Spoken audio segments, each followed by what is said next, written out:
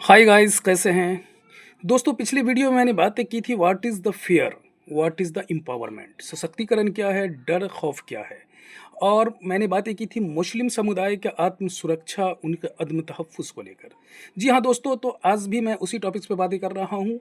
आज दुनिया के सामने सशक्तिकरण क्या है, व्हाट इज़ द एम्पावरमेंट, इसका सबसे बड़ा उदाहरण पेश किया है हिंदुस्तान की एक महिला ने, एक लड़की ने। जी हाँ, उस महिला का आप शायद समझ गए होंगे कि सूफिया कुरैशी की मैं बातें कर रहा हूँ। जी हाँ, वो सूफिया कुरैशी जिसके बारे में मध्य प्रदेश के एक मंत्री ने थोड़ा-सा अनर्गल स्टेटमेंट दिया, जिस पर जो है जबलपुर हाई कोर्ट का डंडा तो चला ही, लेकिन एफआईआर से बचने के लिए जब वो सुप्रीम कोर्ट का दरवाज़ा खटखटाया, दौड़ कर गए सुप्रीम कोर्ट और वहाँ का दरवाज़ा खटखटाया, तो सुप्रीम कोर्ट ने भी उसको उनसे फटकार लगाई। उसे फटकार लगाई और वहाँ से भगाया और कहा कि हम हाई कोर्ट के ऑर्डर को पर जो है स्टे नहीं लगा सकते और आप जैसे मंत्री को जो है इस तरह का जो है स्टेटमेंट, इस तरह की बयानबाजी जो है नहीं करनी चाहिए। बहरकैफ दोस्तों, तो कहने का अर्थ यही है कि अगर हम अपने आप को सशक्त करते हैं तो बड़ी से बड़ी ताकत जो है हमारे बारे में बहुत कुछ सोचने समझने पर मजबूर होते थे। बिला वजह जो है हमें कोई डिस्टर्ब, कोई जो है परेशान नहीं कर सकता है, क्योंकि सच्चाई यही है कि जब तक हम अपने आप को उस सिचुएशन में, उस पोजीशन में नहीं लाएंगे, हमारा वैल्यू या हमारी बातों का या हमारे किरदार गुफ्तार का जो है उतनी अहमियत नहीं रह जाती है। सूफिया कुरैशी ने पाकिस्तान पे अटैक करके, हमला करके वहाँ के लोगों को भी सोचने समझने पर मजबूर कर दिया, खासकर उन लोगों के लिए जो मजहब के नाम पर तरह तरह के गेम खेलते हैं, राजनीति करते हैं, जो धर्म की राजनीति करके जो है समाज में जो है अनस्टेबिलिटी, अस्थिरता फैलाने की हमेशा कोशिश करते हैं। उनका इरादा कुछ और होता है, करते कुछ और है, सोचते कुछ और है। उन लोग, आज पाकिस्तान के लोग भी, सच तो यही है कि आज पाकिस्तान के लोग भी नहीं जब सूफिया कुरैशी ने वहाँ अटैक किया सिंदूर ऑपरेशन को लेकर, तो वहाँ के लोग भी शायद सोचने पर मजबूर हो गए। मजहब की बात करने वाले शायद साइलेंट हो गए, खामोश हो गए। और सिर्फ पाकिस्तान के लोग ही नहीं, हिंदुस्तान के भी लोगों को, जो हिंदू मुस्लिम दिन रात करते हैं, उनको भी सोचने और समझने पर मजबूर कर दिया एक महिला ने। जी हाँ दोस्तों, तो ये सशक्तिकरण है। इसे ही कहते हैं सशक्तिकरण, इसे ही कहते हैं एम्पावरमेंट, कि आप अपने शख्सियत को इतना पावरफुल बनाए कि कोई भी आप के बारे में सोचने समझने के लिए मजबूर हो जाए।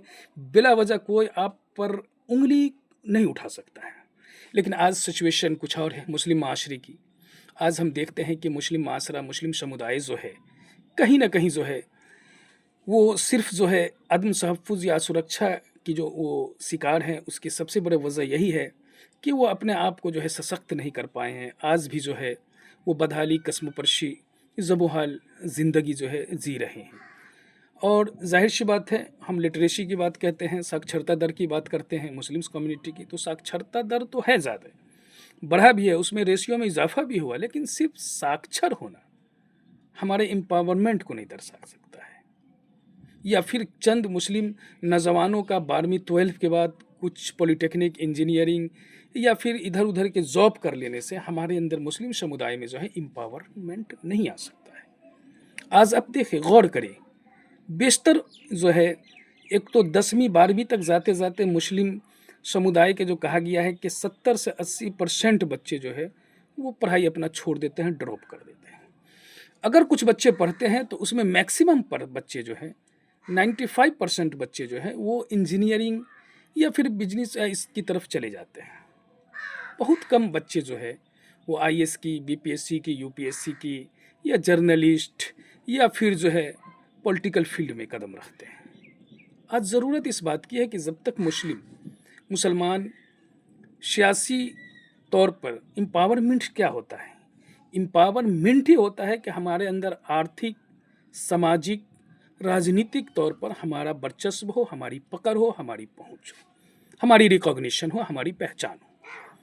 तो ये पहचान हम तभी बना सकते हैं जब हमारे अंदर क्वालिटी ऑफ एजुकेशन होगा, जब हमारे अंदर उस तरह का टैलेंट होगा, जब हमारे अंदर उस तरह की योग्यता होगी, तभी हम जो है अपने अंदर एम्पावरमेंट पैदा कर सकते हैं। आज भारत के 95% मुस्लिम मुस्लिम भी नहीं, हम ऑलरेडी ऐसे भी जनरली भी हम कह सकते हैं कि 95% लोग को ये नहीं पता है कि व्हाट इज़ द उसका फंडामेंटल राइट्स क्या है, उसका मौलिक अधिकार क्या है, संविधान ने उसे किस तरह का मौलिक अधिकार दिया है।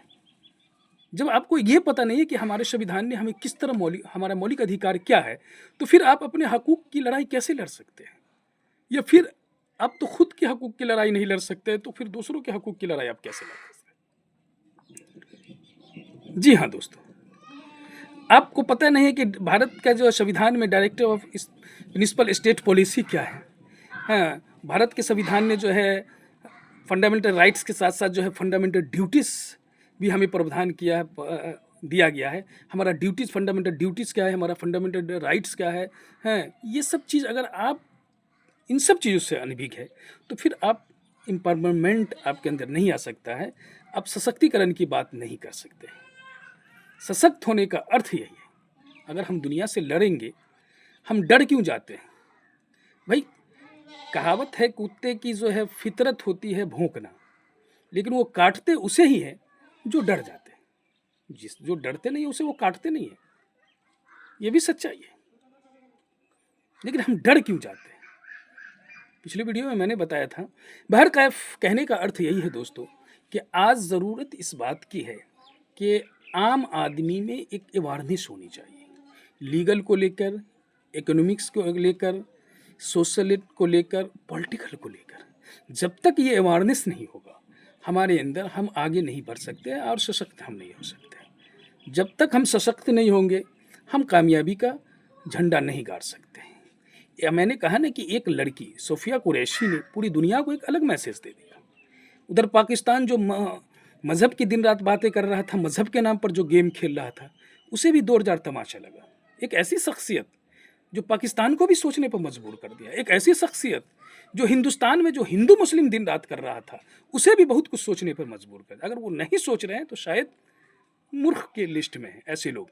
सोचना पड़ेगा कि सशक्तिकरण क्या है, एम्पावरमेंट क्या है।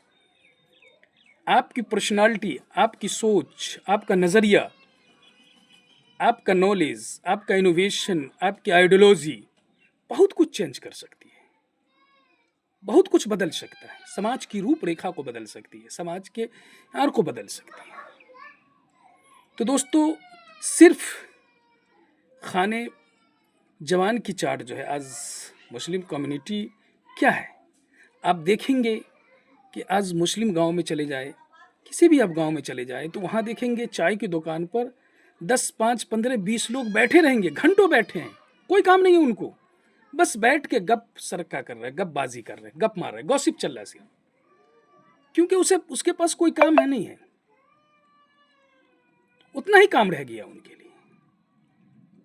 दो ही चीज़ मिलेगी, या तो फिर आप होटलों पर देखेंगे लोग जो है क्या कहते हैं कि गॉसिप करते हुए, या फिर जगह जगह जुआ खेलते हुए, या फिर